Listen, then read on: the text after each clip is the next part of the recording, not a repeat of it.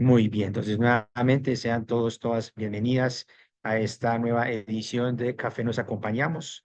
Hoy tenemos a una invitada muy especial, la profesora Luanda Cito.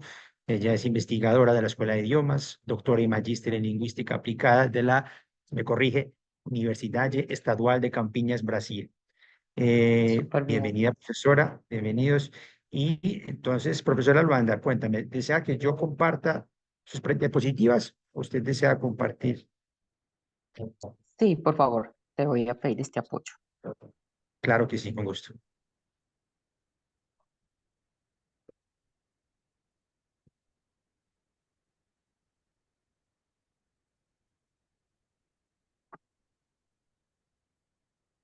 Muy bien. ¿Me confirman, por favor, si se logra ver la presentación? Súper bien. ¿Sí? ¿Todo lo logra ver? Sí, muy bien. Bueno, profesora Luanda, nuevamente bienvenida y tiene la palabra. Adelante. A ti, muchas gracias. Es un buen día, un saludo a los colegas y colegas que están por acá. Ya vi muchos nombres conocidos.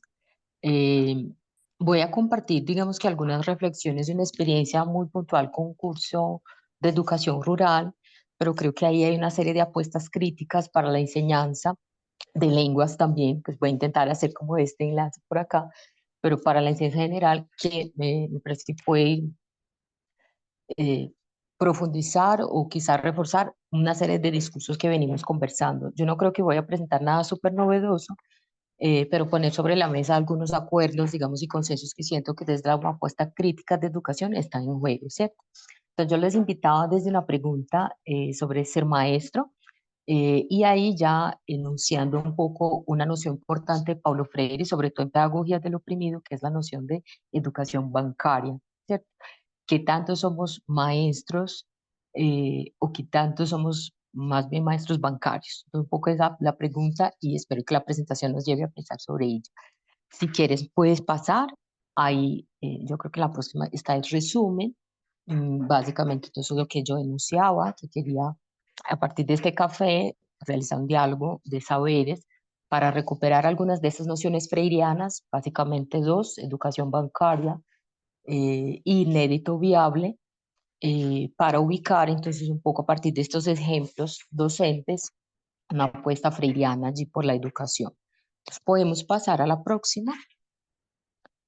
Hay una pregunta un poco más desglosada de la pregunta inicial, ¿cierto? De que ¿cuánto de nuestra práctica docente en el aula de lenguas está cerca de una educación bancaria o qué tanto nos acercamos a la construcción de una educación significativa para cada participante en nuestra aula, en nuestro entorno? Entonces, digamos que la primera parte está ubicada hacia lo bancario y allí quizá quisiera que pudieran compartir en voz o en el chat qué los viene a la cabeza cuando hablamos de educación bancaria. ¿Quién nos quiera compartir? Si han leído a Freire o si no, ¿cierto? Porque digamos que es una noción que está ahí en el debate ya educativo. La profesora Luz Marina, alzó la mano. Por Profesora, bien favor, pueda, Luz. cuéntanos. Lo que pasa es que ya me quedó la duda porque Duanda me dice que sí hemos leído a Freire. Entonces yo voy a decir lo que me llega a la idea, lo que connoto con la palabra bancaria. No sé si sea válido, Duanda. No hay ningún problema, es muy válido, es tu voz. Mm. Cuéntame, ¿qué te viene a No la cabeza? sé, hay dos cosas que me vienen con educación bancaria. Una, que me enfoco cuánto voy a sacar monetariamente. Y dos, que me quedo en bancos estáticos, en algo que no es dinámico, en un proceso no dinámico, ¿sí? Porque cuando veo lo inédito, lo viable, veo que lo que me causa sorpresa, lo que se puede negociar, ¿cierto? Eso sería. Muchas gracias, profe. No, por ahí va la noción de Freire. ¿Alguien más quiere compartir? No, ahora comparten de inédito viable. Entonces, por ahí va. Realmente Freire trae la idea del banco como una metáfora para pensar las relaciones educativas y sobre todo allí en la pedagogía del oprimido, que es el libro más leído de Freire, el más traducido además. mm, va a plantear cómo podría ser una educación crítica y por lo tanto describe esa educación bancaria que tiene que ver con una idea de transmisión vertical, sobre todo esta idea de lo monetario que planteas, que me parece que está muy cerca de allí, que es esa transmisión, una transmisión unidireccional, muy estática, no dinámica, pero sobre todo que no presupone que el otro puede aportar. Fabio también compartió algo que ya voy a mirar en el chat. La idea de enseñar solo conocimientos que se acumulan, exactamente. La idea de la acumulación. Entonces, toda esa idea del banco viene como metáfora para describir esa educación que a veces vamos a llamar de tradicional y que él va a nombrar como bancaria. Entonces, si me colabora, porfa, con la próxima diapositiva, profe. Ahí yo traje algunos elementos que también podríamos ir caracterizando esta educación bancaria. Entonces, la idea de una tabla rasa, que el estudiante no tiene nada, yo voy lleno su cerebro para acumular y ustedes van a pensar, van a hacer de imágenes que van a ser muy ilustrativas de ello. Yo lleno el alumno de conocimiento, transmito este saber, pero es una transmisión, como decía, unidireccional, vertical, centrada por lo tanto en mí, ¿cierto? En el que yo veo que es importante. Y entonces esa relación de enseñanza-aprendizaje va de acá para allá, de alguien que sabe para alguien que no sabe. La propuesta de la pedagogía del oprimido que trae Freire justamente es romper con esta idea, es que nosotros podamos reconocer que ese otro que está allí al otro lado también sabe, también tiene un conocimiento, aunque sea chiquitico, y voy a traer justamente experiencias de educación primaria, él nos tiene cosas que aportar y a partir de ese conocimiento nosotros vamos a aprender y vamos construyendo. En ningún momento tiene que ver con una idea de que yo no voy a traer un saber como docente, ¿cierto? Yo creo que también ahí esas son lecturas que a veces llegan, pero me parecen ya tergiversadas, porque obviamente si soy maestro tengo algo, un saber que enseñar, ¿cierto? Pero este otro que está allí también tenía algo y yo no voy a llenarlo con este conocimiento. Y ahí viene lo de inédito viable, que me parece un concepto hermoso y que estaría para mí muy cercano a lo que hablamos de una educación significativa, porque significativa para qué, ¿cierto?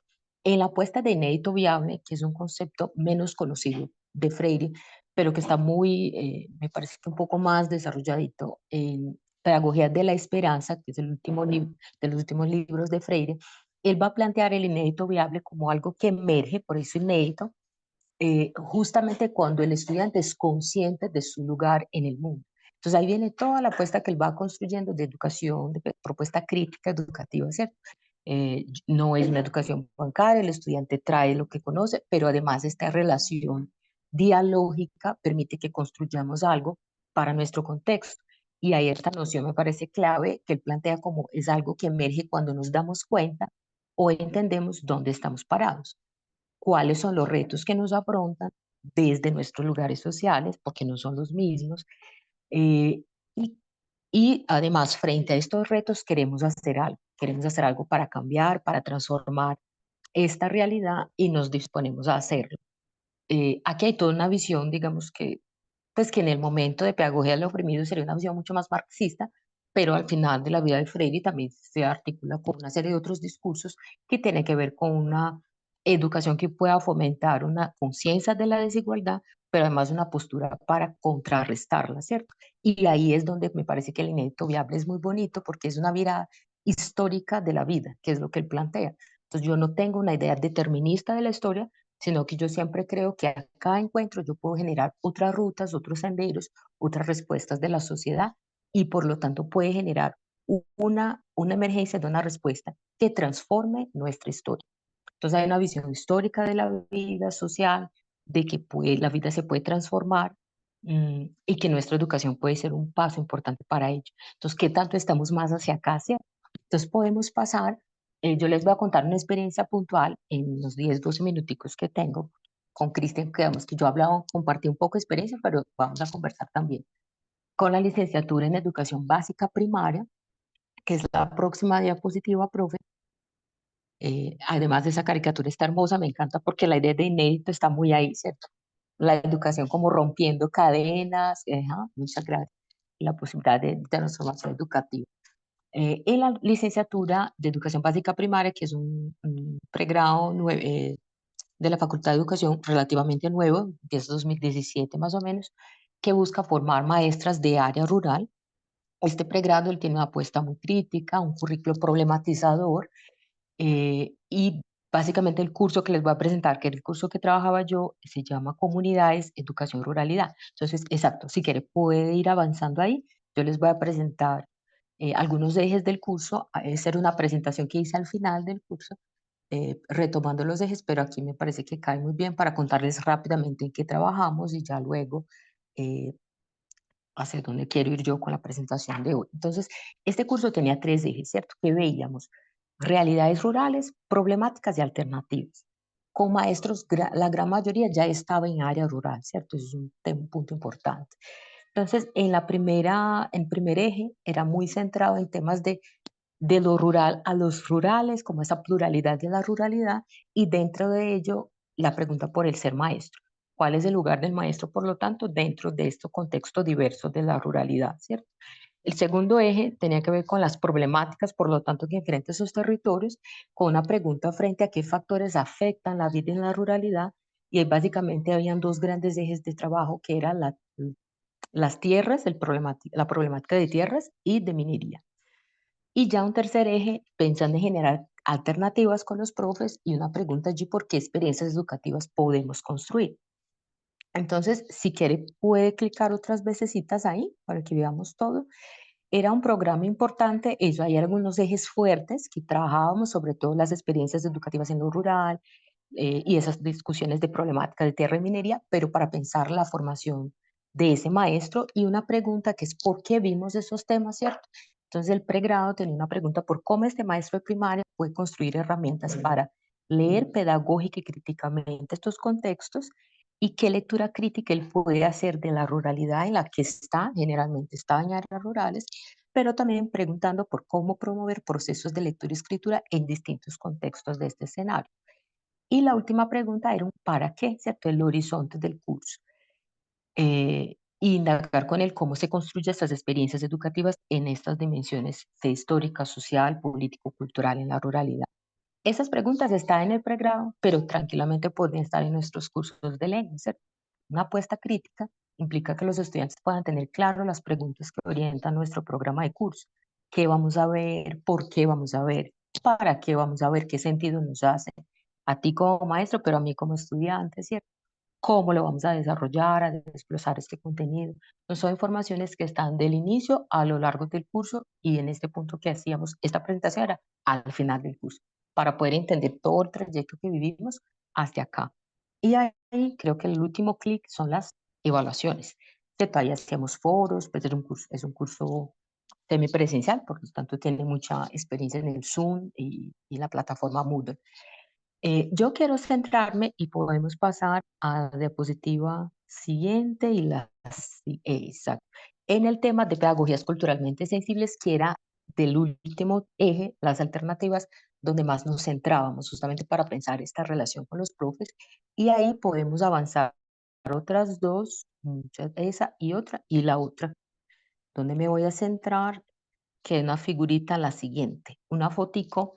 ¿Verdad? Son 2 fotos que me gustan mucho porque son buenas para ilustrar un poco ese debate.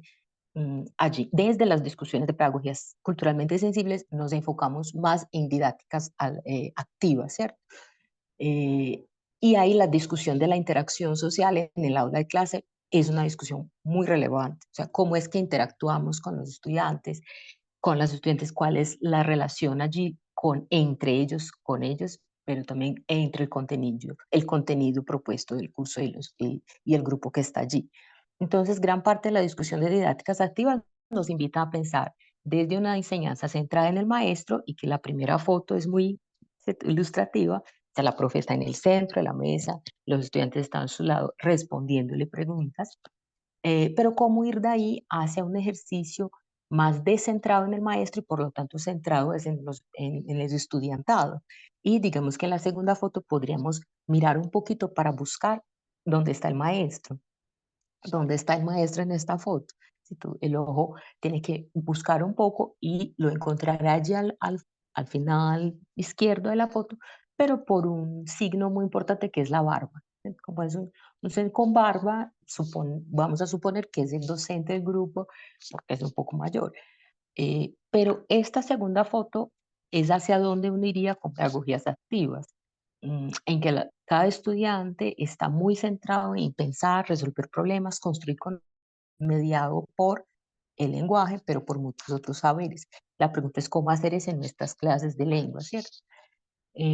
Sobre todo en contexto universitario, que tiende a ser mucho más rígido en términos de esas metodologías.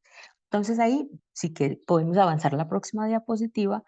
eh, por eso les decía, no hay nada nuevo ahí, son los proyectos, ¿cierto? Los proyectos, y ahí traía antes una cita de Hernández y Ventura, un libro de 98, o sea que bastante, yo estaba en el pregrado todavía, es bastante antiguo, pero todavía me parece muy vigente en términos de una invitación a que podamos hacer cosas mm, para aprender o aprender así, ¿cierto?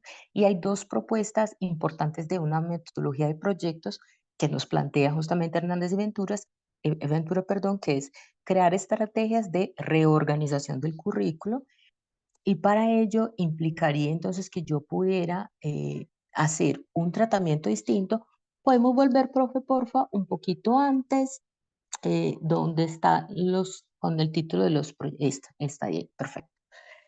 En que yo haría un tratamiento de la información distinto, pero también una relación entre los diferentes contenidos distinto, porque sería en torno a problemas o hipótesis. Y ahí hay dos principios entonces importantes de proyectos que nos invitan, por ejemplo, a un diálogo interdisciplinar, ¿cierto?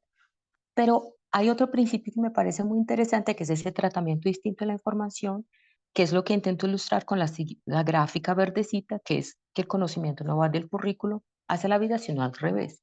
Cómo aspectos de la vida social pueda apoyarme a organizar actividades investigativas que desarrollen conocimientos implicados o solicitados en los contenidos curriculares y pues, en temas curriculares. Entonces ahí, para este ejercicio, el aprendizaje basado en proyectos nos invitaría a una serie de acciones que están, digamos que enunciadas en la gráfica a la izquierda, ¿cierto? Tener actividades centradas en el alumno, generar actividades para explorar, para aprender haciendo, para descubrir, analizar, generar significados, oportunidades de aprendizaje que sean más motivadoras, y acciones que yo también pueda evaluar, ¿cierto? Y actividades que sean bastante planificadas. Entonces, si vamos a la siguiente, ahí ya sí entro en unos ejemplos muy concretos de proyectos en el campo de educación infantil, esperando que eso pueda brindarnos luces para pensar también la educación superior, ¿cierto? En la próxima diapositiva, ese es el gráfico más sencillo, entonces son 6 proyectos que les quiero presentar. Están pensados a partir de una idea de proyectos articulada en la noción de literacidad. Esa autora, que se llama Angela Kleiman, es un artículo muy bonito, muy sencillo y muy bonito de proyectos de literacidad, como nombra ella, en la educación infantil. Y hay unos principios que me parecen muy interesantes aquí, que es pensar cómo enseño lengua y cultura escrita, haciendo cosas que no son directamente para aprender la lengua, sino de la vida social. Y en un momento de la vida en que el estudiantado todavía no ha, digamos que, adquirido el código escrito como tal, ¿cierto? Esto hasta la transición. Entonces podemos pasar en la siguiente. Voy uno a uno rápidamente, contándoles. El primero, por ejemplo, es en la educación infantil. Y ahí ese proyecto se llama Nuestras Historias, Textos y Vidas. Es, digamos que sería la básica, maternal, ¿no? Aquí, la educación colombiana. Y es un ejercicio bonito porque el objetivo ahí es acercar la familia al maternal, a esos procesos de formación de los estudiantes chiquiticos, y que puedan generar entre familia y el estudiantado una relación de cariño y vinculación con la cultura escrita. Y para ello construyen un álbum de fotos. Este álbum es generado con visitas, con padres, madres y acudientes, y se deriva luego un texto multimodal que obviamente los niños, los bebés no van a poder interactuar en este momento con la parte escritural, pero sí lo pueden hacer con la parte visual, un álbum con imágenes y relatos, y que además puede generar una primera historia escrita de los bebés, y al inicio de su vida escolar, ¿cierto?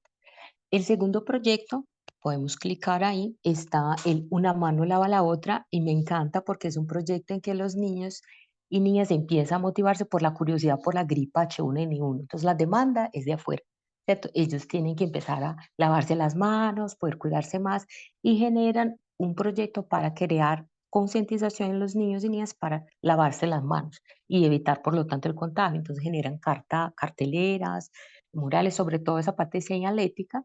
Obviamente la profe es mucho más una escriba, pero ahí los niños y niñas tienen una participación muy activa y sobre todo van identificando ya mm, funciones y valores para esos escritos. Tiene que ver con la parte de salud. También aquí estamos en educación pues, infantil maternal. El proyecto de aprendiendo y vivenciando los buenos hábitos ya es una etapa de prejardín, 3 a 4 años, y se origina del desperdicio. Entonces los niños generaban mucho desperdicio porque no querían comer frutas y legumbres, como en varias partes. Entonces lo que hacen con las profes es un proceso de siembra y cosecha de lechuga en la huerta.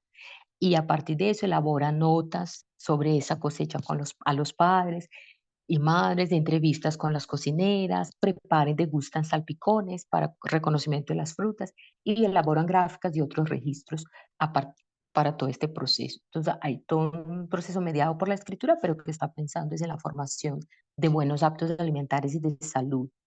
El proyecto que sería ya más etapa de jardín sería la siembra del maíz y también es muy bonito porque empieza por un proceso de un cuento que les gustaba mucho de la gallina pelirroja, la gallina ruiva en portugués. Entonces al inicio del año la historia de la gallina rubia tuvo mucho éxito entre los niños. Todos los días en la hora de la historia ellos querían este cuento. Y lo que hacían, entonces lo que hicieron derivado de este interés fue generar una siembra de maíz en el preescolar y todo el proceso escritural de registro de este proceso, muy similar al de buenos hábitos, ¿cierto? Y el último que me encanta, el mercadito de la jirafa, que ya es de transición, ellos hacen mercado justamente, pero ahí los niños vivencian todo este proceso de la compra, ¿cierto? Desde hacer una lista en pedazos de papel sobre qué van a comprar, luego hacer pedidos, compras por teléfono, a domicilio, incluso cuenta la otra que se pelean por quién va a ser el cajero, que es como un rol muy interesante ahí, quién va a empacar las compras.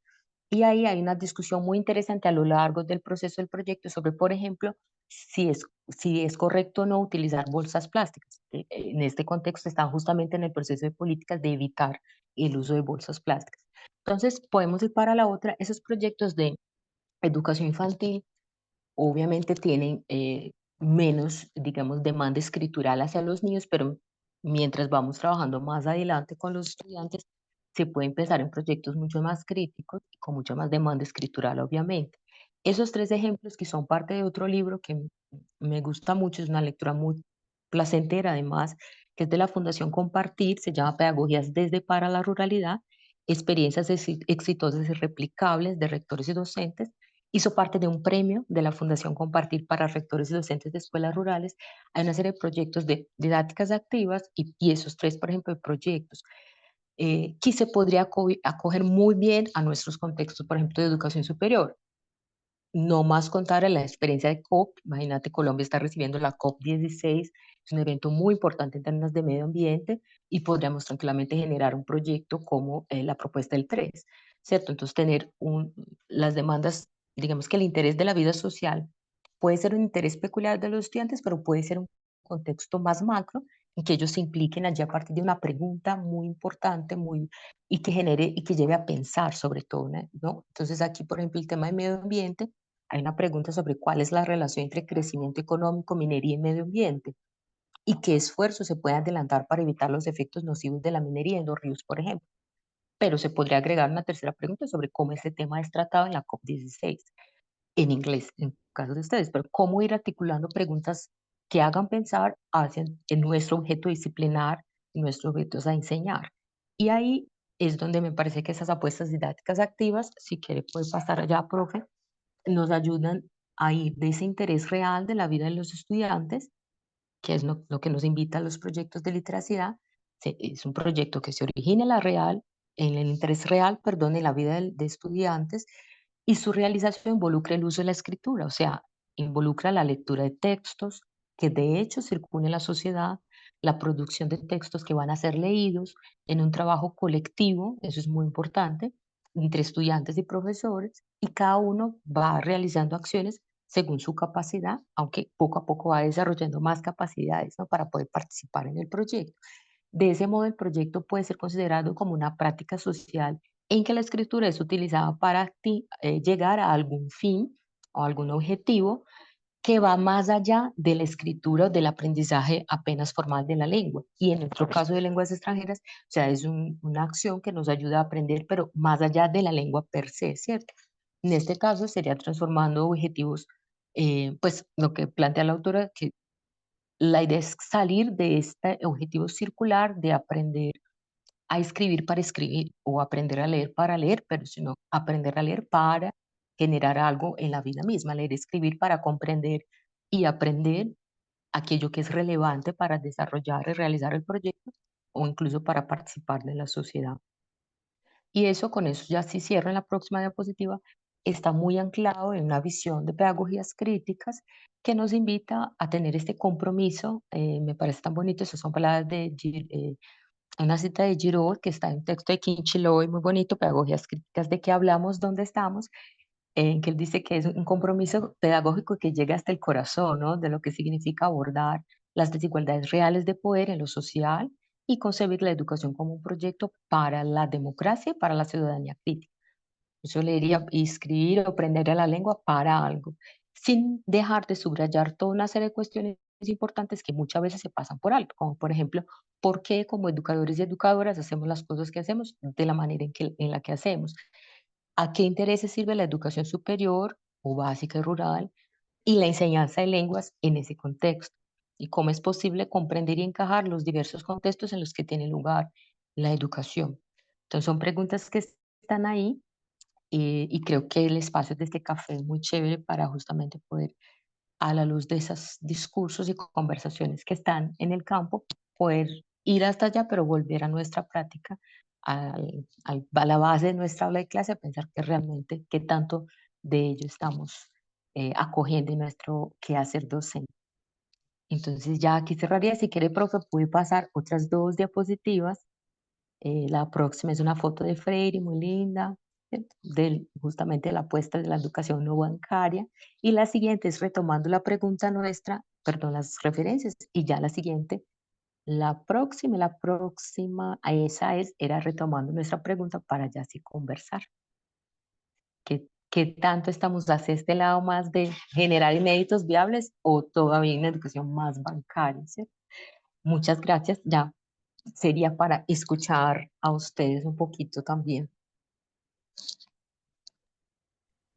Muchas Gracias gracias, a ti, Sergio. profesora Luanda.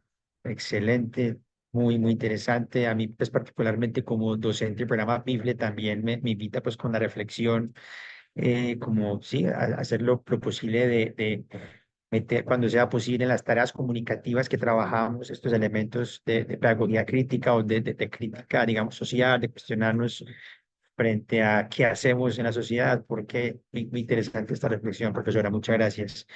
Adelante, público, los escuchamos por el chat. Si desean abrir micrófono, si desean hacer cualquier aporte, cualquier reflexión o pregunta para la profesora Luanda.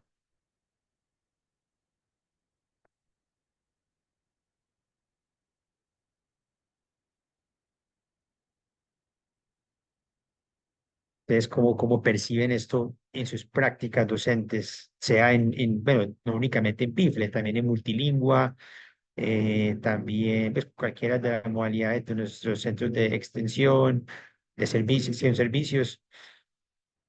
¿Se han preguntado eso? ¿Lo hacen? ¿Lo aplican de pronto en sus clases, en sus actividades evaluativas?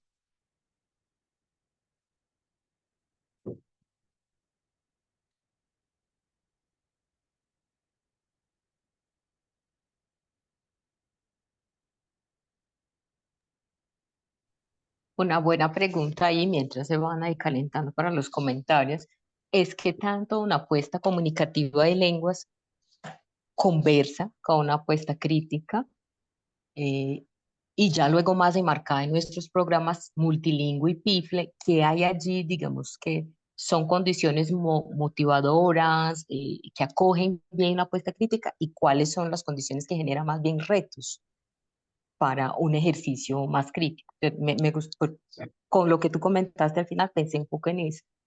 Mm. Sí, es correcto, profe. Yo le pregunto, profesora Luanda, este proyecto que implementó pues inicialmente con estos cursos o con este programa de educación primaria, ¿tienes pensado de pronto adaptarlo o continuarlo hacia de pronto algún otro caso de estudio? No sé si de pronto otro programa o otro nivel educativo. Y digamos, en la reforma de multilingüe hay muchas, digamos que la visión de cultura, por ejemplo, me parece que es un buen motivador para uno acercarse a perspectivas más críticas. Lo comunicativo, siempre y cuando situado también, ¿sí? Y en el proceso de ya coger la propuesta curricular de multilingüe y aterrizarla en la enseñanza de portugués, a cada nivel vamos buscando acercarnos un poco más en lo que sea viable, ¿cierto? Pero, por ejemplo, cuando son las tareas, y hay mucho espacio en que los estudiantes pueden traer elementos de sus intereses, yo creo que hay una gran oportunidad. Si digamos en términos de oportunidad y debilidad, por ejemplo, entonces hay mucha oportunidad.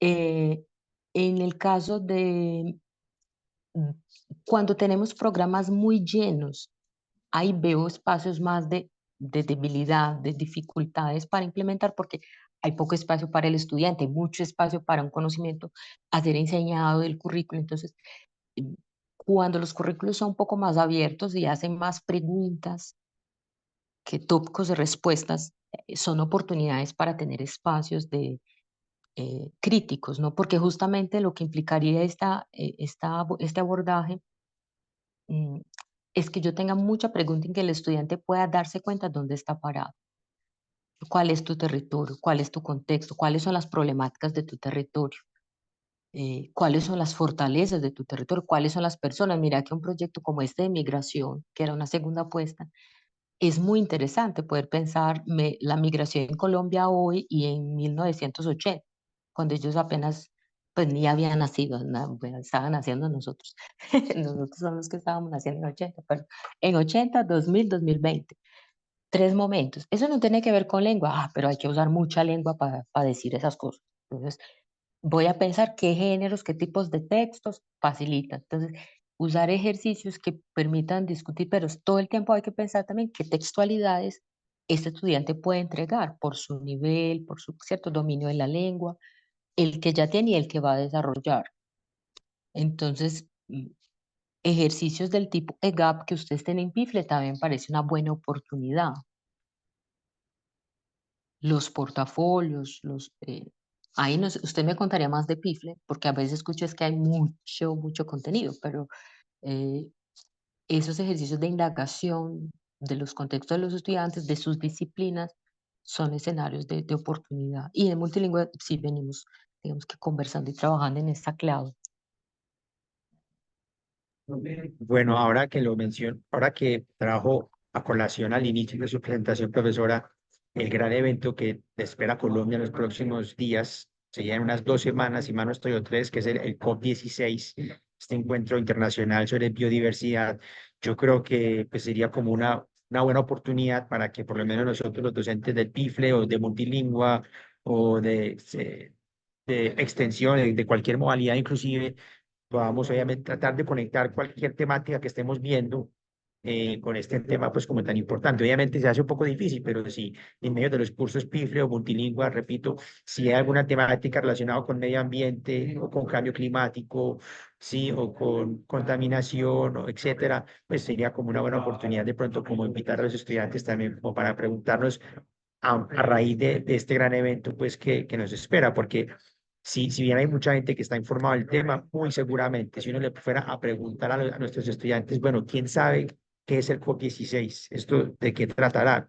Me imagino que muchos de ellos, muchos sabrán, pero igualmente habrá muchos estudiantes que, profe, COP16, ¿eso qué es? Entonces sería como una buena oportunidad para invitar, pues sí, a la reflexión y a la crítica en torno a esto, cambio climático, el rol del hombre en la intervención, digamos, de los ecosistemas y demás. Interesante, profesora. Bueno, público, ¿alguna pregunta, alguna reflexión, un comentario? Mientras tanto, aprovecho y los invito a diligenciar dos encuestas que están en el chat. La primera que publiqué antes era la de registrar su asistencia a este café. Nos acompañamos. Lo voy a volver a publicar en el chat.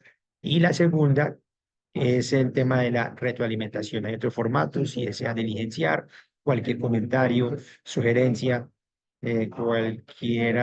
cualquier sugerencia respecto a este café que acabamos de tener, es bienvenido.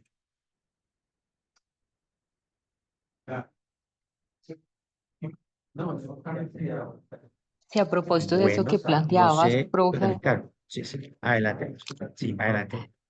me gusta mucho, digamos que esa apertura que uno puede tener como maestro de lenguas y un ejercicio que tenemos de multilingüe y PIFLE que es muy valioso es tener grupos interdisciplinares, ¿cierto? Entonces poder aprovechar este conocimiento de las disciplinas de cada uno de nuestros participantes allí en el aula es muy valioso y digamos que temas como cambio climático siempre es un tema de interés y cada vez más. Entonces, ¿cómo uno encuentra, digamos, la llave y el tema de provocación de interés, de preguntas o de desconocimiento y genera unos ejercicios allí que implique la lengua o, por ejemplo, poder leer textos de los países digamos, que tienen nuestras lenguas de enseñanza como lengua oficial y poder dar una visitada, un reconocimiento y a depender del nivel de lengua ya generar unos ejercicios. Digamos que este programa era un programa pues de formación de maestros, que un público más especializado. En los cursos de PIFLE Multilingüe generamos una enseñanza de lenguas y me parece a mí un lugar muy confortable porque no tengo que ser un ejercicio súper especializado, pero sí por el debate sobre la mesa y poder compartir algunos temas. Entonces, nos gusta mucho en portugués poder recoger los medios de comunicación de los países lusófonos, o sea, países de lengua portuguesa, poder reconocer un poco cuál es el debate. Claro que es una lengua próxima, entonces hay una mayor participación, ¿cierto? Desde niveles iniciales, pero yo puedo empezar desde nivel uno con un pequeño comentario y que los estudiantes puedan hacer un texto más cortico, quizá más presentativo o una carta, hasta ya a niveles más avanzados en que podrían generar unos ejercicios mucho más argumentativos, mucho más complejos y a veces hasta articulados a sus intereses de investigación. En el caso de multilingües, cuando uno llega a nivel 6 muchos chicos y chicas ya están en sus tesis de grado. Yo he tenido varias veces chicos que tienen tesis sobre cambio climático y pues pueden dar la clase sobre este tema allí en portugués, ¿cierto? Entonces, digamos que a cada nivel uno va viendo el ejercicio y podría ir sorteando con las actividades que están ya programadas allí en el currículo. Eh, Insisto, esa apuesta, por ejemplo, de proyectos, de proyectos pedagógicos o proyectos de literacidad, son bastante subversivas con el currículo.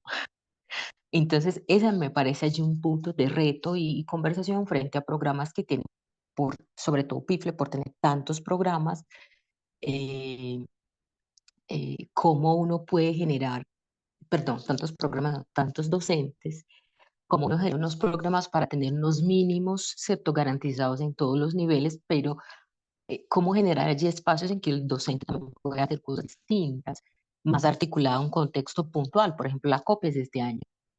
No podemos hacer ese ejercicio el año entrante de la manera que se puede hacer hoy. Incluso de visitas, ojalá uno pudiera hacer visitas a Cali para entrevistar a las personas. Hay mucha gente que habla inglés o portugués, entonces no podría tener gente allí de esas lenguas vivenciando unos ejercicios chéveres. Nosotros tenemos más limitación con eso, pues cómo generar espacios otros para hacerlo es parte de los retos, pero a la par oportunidad, me parece a nosotros como docentes de lengua. Ahora que lo menciona, profesora, sí, ciertamente, como para aprovechar esa coyuntura, que repito, no es cada año que sea el COP16 o este tipo de grandes eventos de temas de medio ambiente en Colombia, pues sí, si bien el evento es en la ciudad de Cali, pues ahora que me lo dice, pues sería como un buen ejercicio revisar la programación, que son 10 días y más no estoy, mirar qué tipo de encuentros se darán de pronto a manera de charla magistral, conferencia magistral por Zoom o de forma virtual para de pronto invitar a los estudiantes a participar o escuchar y ojalá pues en lengua extranjera. muy seguramente algunas de las conferencias que van a hacer, que se van a ofrecer será en inglés o presentador portugués, y sería pues como una oportunidad para mezclar, ¿cierto? Ese contenido tan importante, tan de actualidad, con el trabajo en la lectura, ciertamente. Bueno, por aquí yo creo que ya está Cristian acompañándonos. Cristian Correa, ¿estás por ahí? ¿Nos deseas saludar? Hola, muy buenos días para todos, casi ya mediodía. Para todos, para todas, mil gracias. Excelente. Bueno, pues Cristian, yo, yo creo que estamos ya próximos a cerrar, entonces yo creo que sería lo justo de que usted como el tradicional anfitrión de estos eventos, organizador, moderador, le dé un buen cierre, si te parece. Sí, todo depende de nuestra querida cafecista, quien amablemente aceptó pues la invitación. Mis más sinceras disculpas, estaba enseñando. Pero con seguridad estaré revisando, por supuesto, la grabación. Luanda y demás personas, agradecerles también este espacio. Yo creo que este tipo de formación o de diálogos, de conversaciones, mejor dicho, también posibilitan en ampliar las perspectivas y repensarnos, como yo les decía esta mañana, como reflexionar si realmente hacia qué momento, cómo me veo como maestro, como maestra. Luanda, no, agradecerte muchísimo. No sé si tienes algún mensaje para compartir con las y los colegas. La próxima diapositiva, apenas. Claro que sí. Ujú. Y Aquí siempre está. me gusta. Esa es, muchas gracias. Siempre esos espacios me parece que son espacios geniales para uno generar esas grietas positivas y esperanzadoras. Y bueno, a mí fue un gusto estar acá y compartir, hoy conversar con los colegas, pues que a veces no podemos a lo largo del semestre. Me encantó estar acá y gracias por la invitación, Cristian, por la moderación también del profe que nos acompañó y muchas gracias a ustedes. Con todo gusto. La Gracias a profesora Luz Marina creo que desea contribuir en sola mano. Hola, Luz Marina. Muy válido este espacio. Hola, Cris. Muy válido este espacio porque, y este te contenido, Luanda, porque precisamente la palabra docente, profesor o maestro conecta las historias de los muchachos, las historias del contexto, todo lo que al estudiante le hace, le resuena, le hace sentido. Y ahí es donde cuando uno conecta eso con la parte cognitiva, sociocognitiva del estudiante, él encuentra más sentido a la lengua que usted le está enseñando y no lo encuentra como un obstáculo. Y esa parte sí que la olvidamos porque yo no me digo ahí que habemos porque yo no estoy ahí. Hay docentes que solamente quieren transmitir contenidos, quieren transmitir gramática, como por llenar un currículo, llenar algo, y cuando el estudiante se ve atiborrado de cosas, cancela, dice, pero ¿qué es todo esto? ¿Esto para qué me sirve? Y cuando el estudiante no le encuentra sentido a eso, es donde nosotros irrumpimos con ese aprendizaje que debería ser secuencial y no como que yo llego e interrumpo un proceso, ¿cierto? Listo, se va a decir. Sí, yo creo que este mes, como también mencionaba en el mensajito de esta mañana, lo cerramos con este delicioso café y con esta cafecista de nota de alta calidad premium de origen, Luanda.